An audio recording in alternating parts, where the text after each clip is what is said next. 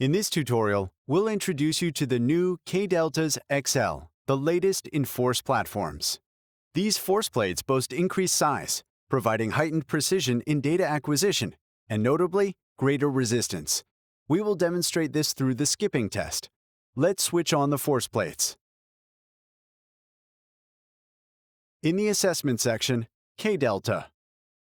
Record skipping activity. The platforms connect. However, hold off from stepping on just yet. We're in the calibration phase. Once the platforms establish a connection and undergo calibration, feel free to step on. We'll set a 15-second skipping parameter. You may step on. And we'll initiate the test. When you're ready, press the small K button to initiate the test.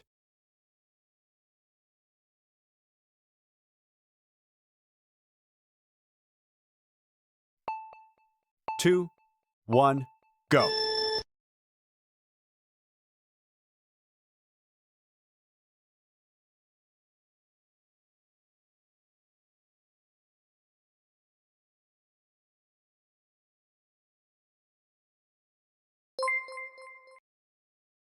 Upon completing the test, we receive our assessment, consistent with previous ones, reporting any discomfort, allowing for additional comments.